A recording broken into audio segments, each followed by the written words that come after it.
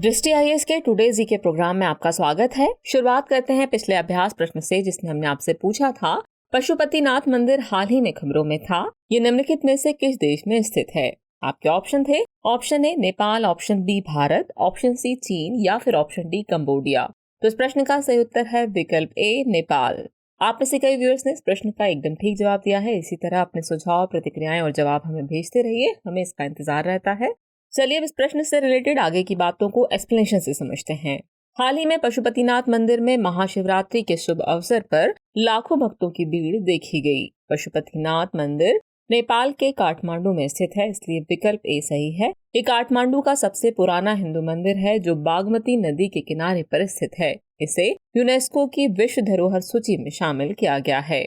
इस मंदिर के अस्तित्व का सबसे पहला प्रमाण 400 ईस्वी पूर्व का मिलता है, जबकि वर्तमान मुख्य मंदिर 17वीं शताब्दी के अंत में बनाया गया था। इस तरह इस प्रश्न का सही उत्तर है विकल्प ए नेपाल। चलिए अब शुरुआत करते हैं आज के एपिसोड की। तो आज के एपिसोड का पहला प्रश्न है, निम्नलिखित में से कौन न्यू स्टार्ट का सबसे अच्छा वर्णन करता है? आपके ऑप्शन है नासा का अंतरिक्ष कार्यक्रम, इजराइल का मिसाइल कार्यक्रम, चीन में ग्रामीण विकास कार्यक्रम या फिर सामरिक हथियार न्यूनीकरण संधि। तो इस प्रश्न का सही उत्तर है विकल्प डी, सामरिक हथियार न्यूनीकरण संधि। चलिए एक्सप्लेनेशन से आगे की बात को समझते हैं। रूस न्यू स्टार्ट में अपनी भागीदारी को निलंबित कर रहा है। सामरिक शस्त्र न्यूनीकरण संधि या स्टार्ट 1 संयुक्त राज्य अमेरिका और रूस के बीच एक सामरिक हथियार न्यूनीकरण संधि है, इसलिए विकल्प डी सही है। इस संधि का लक्ष्य हथियारों की संख्या में कमी करना और उन्हें सीमित करना है। इस पर 1991 में अमेरिका और तत्कालीन यूएसएसआर के बीच हस्ताक्षर हुए थे और 1994 में यह लागू हुई थी, जबकि 5 फरवरी 2011 को नई सामरिक शस्त्र न्यूनीकरण संधि या न्यू स्टार्ट लागू हुई थी। इसे पहले 10 वर्षों के लिए लागू किया गया था, लेकिन 2021 में इसकी वैधता बढ़ाकर 2026 तक कर दी गई थी। इस संधि की समय सीमा वर्ष 2026 तक के लिए बढ़ाई गई थी। हालांकि रूस ने 4 साल पहले ही संधि से बाहर निकलने की घोषणा कर दी है। इस तरह इस प्रश्न का सही उत्तर है विकल्प डी, सामरिक हथियार न्यूनीकरण संधि। अगला प्रश्न है, व्हेल स्ट्रैंडिंग के संबंध में निम्नलिखित कथनों पर विचार कीजिए। कथन 1 है, एक ऐसी घटना है जिसमें व्हेल जमीन में फंस जाती है। कथन 2 है, महासागरों में ध्वनि प्रदूषण में वृद्धि इसका एक कारण है। उपरोक्त में से कौन सा ऐसे कथन सही है या फिर है? आपके ऑप्शन है केवल एक, केवल दो, एक और दो दोनों, और न तो एक न ही दो। तो इस प्रश्न का सही उत्तर है विकल्प सी, यानी एक और दो दोनों ही कथन सही हैं। चलिए एक्सप्लेनेशन से आगे की बात को समझते हैं। हाल ही में श्रीलंका में व्हेल स्ट्रैंडिंग होने से 3 व्हेलों की मृत्यु हो गई। आपको बता दें, व्हेल स्ट्रैंडिंग एक ऐसी घटना है जिसमें व्हेल जमीन में फंस जाती है, इसलिए कथन 1 सही है। विशेषज्ञों का मानना है कि मानव हस्तक्षेप से महासागरों का स्वास्थ्य बिगड़ने के कारण व्हेल स्ट्रैंडिंग होना आम हो सकता है। ऐसी घटनाओं के प्रमुख कारणों में से एक महासागरों में ध्वनि प्रदूषण में वृद्धि हो सकती है, इसलिए कथन 2 भी सही है। जबकि एक अन्य कारक महासागरों का बढ़ता तापमान हो सकता है, जिसके परिणाम स्वरूप व्हेल तट के करीब आती हैं। इस प्रकार इस प्रश्न का सही उत्तर है विकल्प सी, यानी 1 और 2 दोनों ही कथन सही हैं। अगला प्रश्न है, हाल ही में चर्चित फ्रेडी शब्द किससे संबंधित है? आपके ऑप्शन है चंद्र मिशन, अटलांटिक महासागर में द्वीप, ह्यूमनाइड रोबोट या फिर उष्णकटिबंधीय चक्रवात। तो इस प्रश्न का सही उत्तर है विकल्प डी, उष्णकटिबंधीय चक्रवात। हाल ही में उष्णकटिबंधीय चक्रवात फ्रेडी मॉरिशस के तट से टकराया, इसलिए विकल्प डी सही है। आपको बता दें कि उष्णकटिबंधीय चक्रवात एक तीव्र गोलाकार तूफान है जो गर्म उष्णकटिबंधीय महासागरों में उत्पन्न होता है। कम वायुमंडलीय दबाव, तेज हवाएं और भारी बारिश इसकी विशेषताएं हैं। इन चक्रवातों की विशिष्ट विशेषताओं में चक्रवातों की आंख या आई या केंद्र में साफ आसमान, गर्म तापमान और कम वायुमंडलीय दबाव का क्षेत्र होता है। इस प्रकार के तूफानों को अलग अलग जगह अलग अलग तरह से पुकारा जाता है। जैसे उत्तरी अटलांटिक और पूर्वी प्रशांत क्षेत्र में इसे हरिकेन के नाम से जाना जाता है, तो वहीं दक्षिण पूर्व एशिया एवं चीन में इसे टाइफून के नाम से जानते हैं। दक्षिण पश्चिम प्रशांत और हिंद महासागर क्षेत्र में इसे उष्णकटिबंधीय चक्रवात यानी ट्रॉपिकल साइक्लोन्स कहते हैं, तो वहीं उत्तर पश्चिमी ऑस्ट्रेलिया में इसे विलीविलीज कहा जाता है। इन तूफानों या चक्रवातों की गति उत्तरी गोलार्ध में वामावर्त यानी काउंटर क्लॉकवाइज होती है, जबकि दक्षिण गोलार्ध में दक्षिणावर्त यानी क्लॉकवाइज होती है। इस तरह इस प्रश्न का सही उत्तर है विकल्प डी, उष्णकटिबंधीय चक्रवात। अगला प्रश्न है, अंतर्राष्ट्रीय नागरिक उड्डयन सम्मेलन किस शहर से संबंधित है? आपके ऑप्शन है नई दिल्ली, शिकागो, फ्रैंकफर्ट या फिर बर्लिन। तो इस प्रश्न का सही उत्तर है विकल्प बी, शिकागो। हाल ही में केंद्रीय मंत्रिमंडल ने अंतर्राष्ट्रीय नागरिक उड्डयन सम्मेलन 1944 में संशोधन से संबंधित 3 प्रोटोकॉल को मंजूरी दी। अंतर्राष्ट्रीय नागरिक उड्डयन सम्मेलन को शिकागो कन्वेंशन भी कहा जाता है, इसलिए विकल्प बी सही है। इस पर 7 दिसंबर 1944 को 52 देशों द्वारा हस्ताक्षर किए गए थे। इस सम्मेलन में अंतर्राष्ट्रीय नागरिक उड्डयन संगठन यानी ICAO की स्थापना का निर्णय लिया गया था। ICAO आर्थिक और सामाजिक परिषद यानी ECOSOC से जुड़ी संयुक्त राष्ट्र की एक विशेष एजेंसी है। ये एक अंतर्राष्ट्रीय विमानन नियामक नहीं है। इसका मुख्य कार्य नई हवाई परिवहन नीतियों पर शोध करना है। इस तरह इस प्रश्न का सही उत्तर है विकल्प बी, शिकागो। अगला प्रश्न है, भारतीय कला और संस्कृति के संदर्भ में घोड़े मोड़नी क्या है? आपके ऑप्शन है ओडिशा में रंगमंच, झारखंड में कठपुतली, असम में लोक चित्रकला या फिर गोवा में लोक नृत्य। तो इस प्रश्न का सही उत्तर है विकल्प डी, गोवा में लोक नृत्य। घोड़े मोड़नी गोवा का एक लोकप्रिय लोक नृत्य है, इसलिए विकल्प डी सही है। यह एक युद्ध नृत्य है जो पुर्तगालियों पर मराठा योद्धाओं की जीत का जश्न मनाने के लिए किया जाता है। इसमें नर्तक एक नकली घोड़े पर चढ़कर ढोल और झांझ जैसे वाद्य यंत्रों के संगीत पर नाचते हैं। इसमें नर्तक अपनी वेशभूषा से एक राजपूत सरदार का प्रतिनिधित्व करते हैं। इस तरह इस प्रश्न का सही उत्तर है विकल्प डी, गोवा में लोक नृत्य।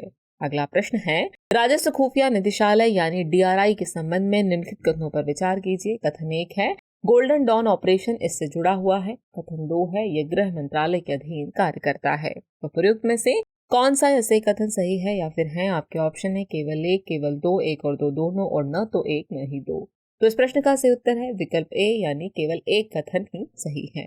चलिए FSSAI की बात को समझते हैं। हाल ही में राजस्व खुफिया निदेशालय यानी DRI ने देश भर में गोल्डन डॉन ऑपरेशन के तहत 51 करोड़ रुपए मूल्य का सोना जब्त किया है, इसलिए कथन एक सही है। बता दें कि राजस्व खुफिया निदेशालय भारत की सर्वोच्च तस्करी विरोधी एजेंसी है। ये केंद्रीय अप्रत्यक्ष कर और सीमा शुल्क बोर्ड वित्त मंत्रालय के तहत काम करता है, इसलिए कथन 2 सही नहीं है। इस प्रकार विकल्प ए सही हुआ। ये नशीले पदार्थों और अन्य संवेदनशील वस्तुओं की तस्करी का पता लगाने के साथ उस पर अंकुश लगाता है। इस तरह इस प्रश्न का सही उत्तर है विकल्प ए यानी केवल एक कथन ही सही है। अगला प्रश्न है, एशियाई विकास बैंक यानी ADB के संदर्भ में निम्नलिखित कथनों पर विचार कीजिए। कथन 1 है इसकी स्थापना 1991 में हुई थी। कथन 2 है केवल एशियाई देश ही इस बैंक के सदस्य हैं। उपरोक्त में से कौन सा ऐसे कथन सही है या फिर है? आपके ऑप्शन है केवल 1, केवल 2, 1 और 2 दोनों, और न तो 1 न ही 2। तो इस प्रश्न का सही उत्तर है विकल्प डी, न तो 1 और न ही 2। हाल ही में एशियाई विकास बैंक के अध्यक्ष ने नई दिल्ली में भारत की वित्त मंत्री से मुलाकात की। एशियाई विकास बैंक यानी ADB एक क्षेत्रीय विकास बैंक है। इसकी स्थापना 19 दिसंबर 1966 को एशियाई देशों के आर्थिक विकास के लिए की गई थी, इसलिए कथन 1 सही है। स्थापना के समय इसमें 31 सदस्य थे, जबकि वर्तमान में इसमें 68 सदस्य शामिल हैं। इनमें से 49 सदस्य एशिया एवं प्रशांत क्षेत्र के हैं, तो वहीं 19 अन्य क्षेत्रों के हैं, इसलिए कथन 2 सही नहीं है। इस प्रकार विकल्प डी सही हुआ। ये बैंक ऋण, तकनीकी सहायता, अनुदान और इक्विटी निवेश प्रदान करके अपने सदस्यों और भागीदारों की सहायता करता है। इस तरह इस प्रश्न का सही उत्तर है विकल्प डी, न तो 1 न ही 2। अगला प्रश्न है, पक्के घोषणा भारत के किस राज्य से संबंधित है? आपके ऑप्शन है नागालैंड, सिक्किम, मिजोरम या फिर अरुणाचल प्रदेश। तो इस प्रश्न का सही उत्तर है विकल्प डी, अरुणाचल प्रदेश। हाल ही में भारत के राष्ट्रपति ने ईटानगर में अरुणाचल प्रदेश विधानसभा के विशेष सत्र को संबोधित किया है। उन्होंने डिजिटल इंडिया कार्यक्रम के तहत ई-विधान को लागू करने के लिए अरुणाचल प्रदेश विधानसभा की सराहना की। उन्होंने अरुणाचल प्रदेश सरकार के पक्के डिक्लेरेशन या पक्के घोषणा पर भी बात की, इसलिए विकल्प डी सही है। पक्के घोषणा जलवायु परिवर्तन से लड़ने और वर्ष 2047 तक शुद्ध शून्य कार्बन उत्सर्जन के लक्ष्य को प्राप्त करने के लिए राज्य सरकार की एक पहल है। इसका उद्देश्य राज्य में जलवायु लचीला विकास यानी क्लाइमेट रेजिलिएंट डेवलपमेंट को बढ़ावा देना है। इस तरह इस प्रश्न का सही उत्तर हुआ विकल्प डी, अरुणाचल प्रदेश।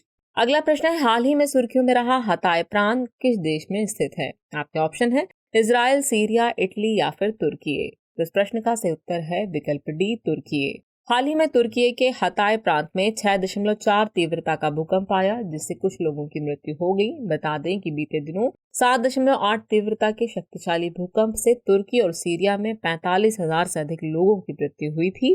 हताय प्रांत तुर्की का सबसे दक्षिणी प्रांत है, इसलिए विकल्प डी सही है। इसकी सीमा दक्षिण और पूर्व में सीरिया से लगती है। इस तरह इस प्रश्न का सही उत्तर हुआ विकल्प डी तुर्की। चलिए अब हम पहुंच गए हैं एपिसोड के अंतिम प्रश्न पर। तो अंतिम प्रश्न है, हाल ही में चर्चित मिनुस्सा फोर्स किस देश से संबंधित है? आपके ऑप्शन है दक्षिण अफ्रीका, मिस्र, माली या फिर लीबिया। तो इस प्रश्न का सही उत्तर है विकल्प डी लीबिया। हाल ही में माली में हुए एक हमले में मिनुस्सा फोर्स के 3 सैनिकों की मृत्यु हो गई, इसलिए विकल्प सी सही है। आपको बता दें कि माली अफ्रीका का एक भू आबद्ध यानी लैंडलॉक्ड देश है। यह उत्तर में अल्जीरिया से, पूर्व में नाइजर एवं बुर्किना फासो से, दक्षिण में कोटे डिआइवर तथा गिनी से और पश्चिम में सेनेगल व मॉरिटानिया से घिरा हुआ है। वर्तमान में यह देश 11 साल पुराने उग्रवाद से जूझ रहा है। इस उग्रवाद से निपटने के लिए 2013 में संयुक्त राष्ट्र बहुआयामी एकीकृत स्थिरीकरण मिशन यानी मिनुस्मा बनाया गया था। इसका उद्देश्य माली में राजनीतिक प्रक्रियाओं का समर्थन करना और सुरक्षा संबंधी कार्यों को पूरा करना है। इस तरह इस प्रश्न का सही उत्तर है विकल्प डी लीबिया। चलिए अब नोट कर लीजिए आज के एपिसोड का अभ्यास प्रश्न। तो अभ्यास प्रश्न है, निम्नलिखित में से कौन सा कथन भारतीय विधि आयोग के संबंध में सही नहीं है? आपके ऑप्शन है, ऑप्शन ए यह एक वैधानिक निकाय है, ऑप्शन बी इसे मूल रूप से 1955 में गठित किया गया था, ऑप्शन सी ये भारत में कानूनों की महत्वपूर्ण समीक्षा प्रदान करता है, या फिर ऑप्शन डी इसने अब तक 277 रिपोर्ट प्रस्तुत की हैं। तो व्यूअर्स इस प्रश्न का जवाब कमेंट बॉक्स में देना न भूलें। जल्द ही मिलते हैं नए एपिसोड में नए नए सवालों, उनके नए नए जवाबों और जानकारियों के साथ। तब तक के लिए आप सभी का शुक्रिया।